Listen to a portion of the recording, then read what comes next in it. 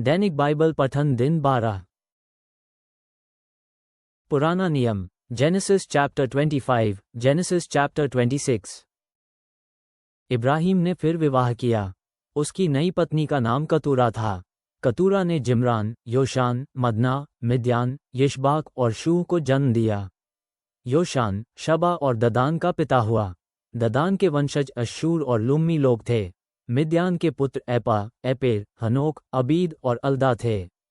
ये सभी पुत्र इब्राहिम और कतूरा से पैदा हुए। इब्राहिम ने मरने से पहले अपनी दासियों के पुत्रों को कुछ भेंट दिया।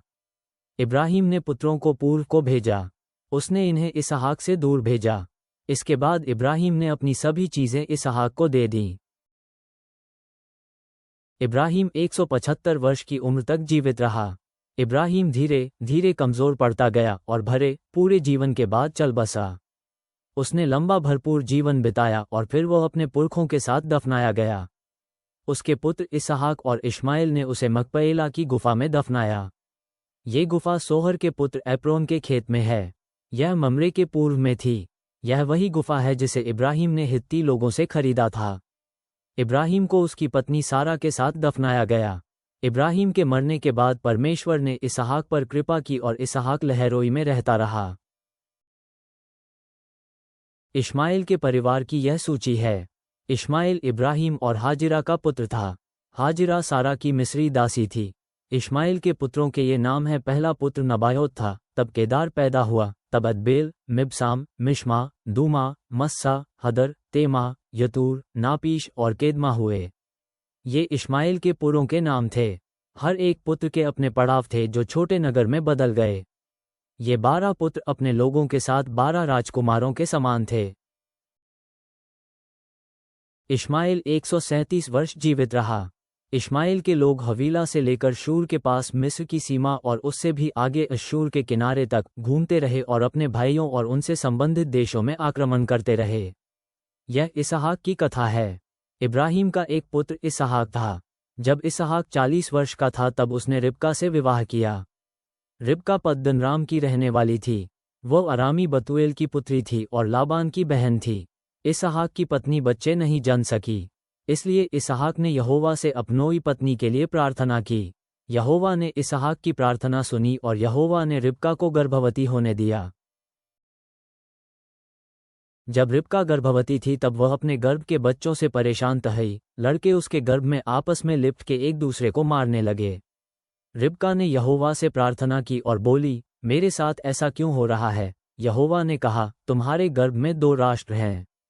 2 परिवारों के राजा तुमसे पैदा होंगे और वे बढ़ जाएंगे। एक पुत्र दूसरे से बलवान होगा। बड़ा पुत्र छोटे पुत्र की सेवा करेगा। और जब समय पूरा हुआ तो रिबका ने जुड़वे बच्चों को जन्म दिया। पहला बच्चा लाल हुआ। उसकी त्वचा रोनेदार पोशाक की तरह थी, इसलिए उसका नाम एसाव पड़ा। जब दूसरा बच्चा पैदा हुआ वह एसाव की एड़ी को मजबूती से पकड़े था, इसलिए उस बच्चे का नाम याकूब पड़ा। इसहाक की उम्र उस समय 60 वर्ष की थी जब याकूब और एसाव पैदा हुए। लड़के बड़े हुए। एसाव एक कुशल शिकारी हुआ। वो मैदानों में रहना पसंद करने लगा, किंतु याकूब शांत व्यक्ति था। वह अपने तंबू में रहता था। इसहाक एसाव को प्यार करता था। वो उन जानवरों को खाना पसंद करता था जो एसाव मारकर लाता था, किंतु रिबका याकूब को प्यार करती थी। एक बार एसाव शिकार से लौटा। वह थका हुआ और भूख से परेशान था। याकूब कुछ दाल पका रहा था, इसलिए एसाव ने याकूब से कहा, मैं भूख से कमज़ोर हो रहा हूँ, तुम उस लाल दाल में से कुछ मुझे दो। यही कारण है कि लोग उसे अदोम कहते हैं। किंतु याकूब ने कहा, तुम्हें पहलौठा होने का अधिकार मुझको आज बेचना होगा। एसाव ने कहा, मैं भूख से मरा जा रहा हूँ। यदि मैं मर जाता हूँ तो मेरे पिता का सारा धन भी मेरी सहायता नहीं कर पाएगा, इसलिए तुमको मैं अपना हिस्सा दूंगा। किंतु याकूब ने कहा, पहले वचन दो कि तुम यह मुझे दोगे। इसलिए एसाव ने याकूब को वचन दिया। एसाव ने अपने पिता के धन का अपना हिस्सा याकूब को बेच दिया। तब याकूब ने एसाव को रोटी और भोजन दिया। एसाव ने खाया पिया और तब चला गया। इस तरह एसाव ने यह दिखाया कि वह पहलौए होने के अपने हक की परवाह नहीं करता। एक बार अकाल पड़ा। यह अकाल वैसा ही था जैसा इब्राहिम के समय में पड़ा था। इसलिए इसहाक गरार नगर में पलिश्तियों के राजा अबीमेलेक के पास गया। यहोवा ने इसहाक से बात की। यहोवा ने इसहाक से ये कहा, मिस्र को न जाओ, उसी देश में रहो ज्यामे न का आदेश मैंने तुम्हें दिया है। उसी देश में रहो और मैं तुम्हारे साथ रहूंगा। मैं तुम्हें आशीर्वाद दूंगा। मैं तुम्हें और तुम्हारे परिवार को ये सारा प्रदेश दूंगा। मैं वही करूंगा जो मैंने तुम्हारे पिता इब्राहिम को वचन दिया है। मैं तुम्हारे परिवार को आकाश के तारागणों की तरह बहुत से बनाऊंगा और मैं सारा प्रदेश तुम्हारे परिवार को दूंगा। पृथ्वी के सभी राष्ट्र तुम्हारे परिवार के कारण मेरा आशीर्वाद प्राप्त करेंगे। मैं यह इसलिए करूंगा कि तुम्हारे पिता इब्राहिम ने मेरी आज्ञा का पालन किया और मैंने जो कुछ कहा उसने किया। इब्राहिम ने मेरे आदेशों, मेरी विधियों और मेरे नियमों का पालन किया। इसहाक ठहरा और गरार में रहा। इसहाक की पत्नी रिबका बहुत ही सुंदर थी। उस जगह के लोगों ने इसहाक से रिबका के बारे में पूछा। इसहाक ने कहा, यह मेरी बहन है। इसहाक ये कहने से डर रहा था कि रिबका मेरी पत्नी है। इसहाक डरता था कि लोग उसकी पत्नी को पाने के लिए उसको मार डालेंगे। जब इसहाक वहां बहुत समय तक रह चुका, अबीमेलेक ने अपनी खिड़की से बाहर झांका और देखा कि इसहाक रिबका के साथ छेड़खानी कर रहा है। अबीमेलेक ने इसहाक को बुलाया और कहा, ये स्त्री तुम्हारी पत्नी है। तुमने हम लोगों से ये क्यों कहा कि यह मेरी बहन है?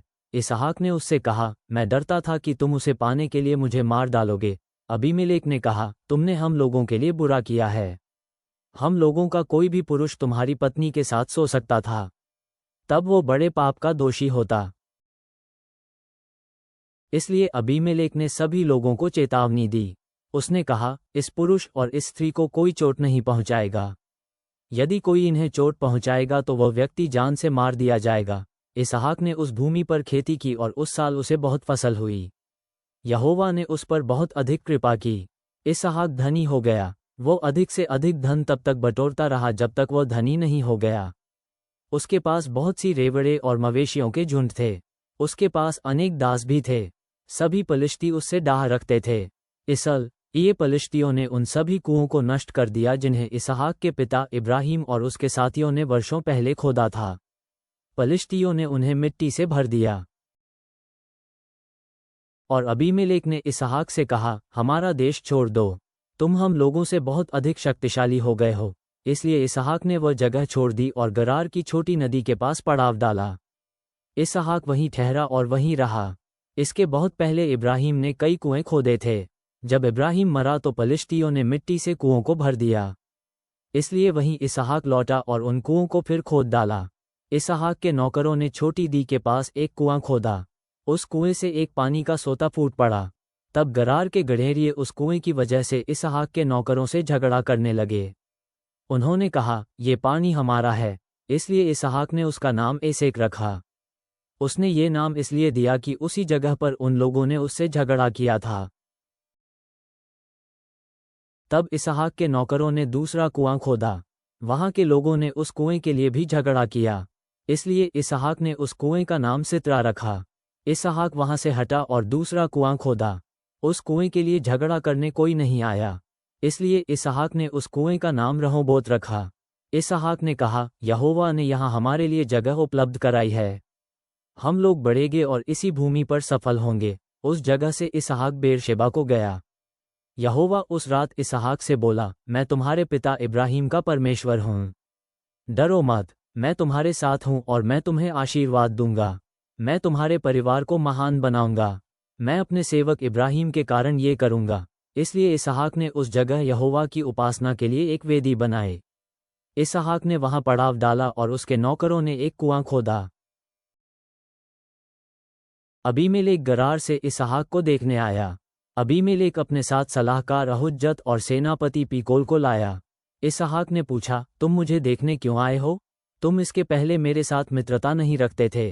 तुमने मुझे अपना देश छोड़ने को विवश किया। उन्होंने जवाब दिया, अब हम लोग जानते हैं कि यहोवा तुम्हारे साथ है।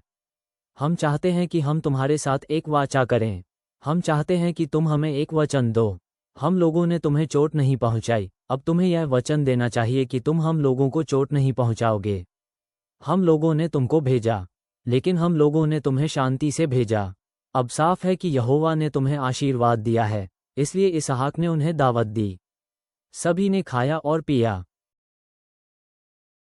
दूसरे दिन सवेरे हर एक व्यक्ति ने वचन दिया और शपथ खाए। तब इसहाक ने उनको शांति से विदा किया और वे सकुशल उसके पास से चले आए। उस दिन इसहाक के नौकर आए और उन्होंने अपने खोदे हुए कुएं के बारे में बताया।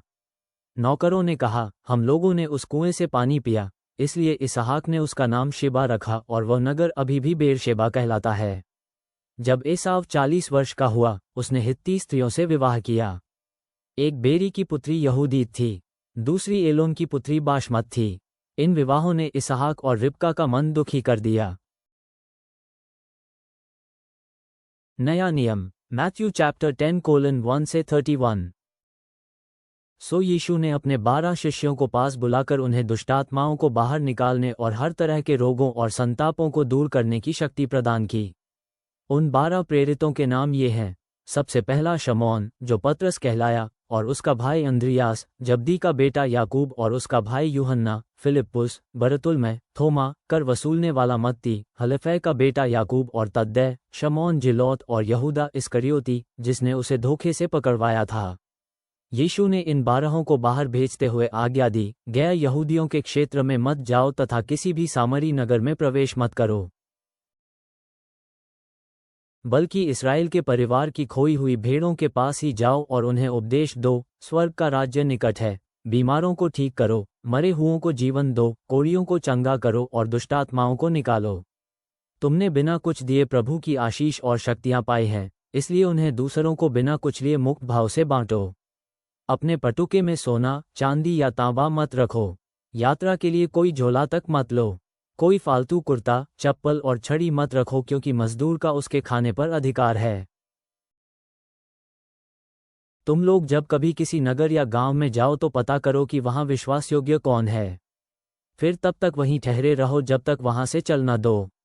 जब तुम किसी घर बार में जाओ तो परिवार के लोगों का सत्कार करते हुए कहो, तुम्हें शांति मिले। यदि घर बार के लोग योग्य होंगे तो तुम्हारा आशीर्वाद उनके साथ साथ रहेगा, और यदि वे इस योग्य न होंगे तो तुम्हारा आशीर्वाद तुम्हारे पास वापस आ जाएगा।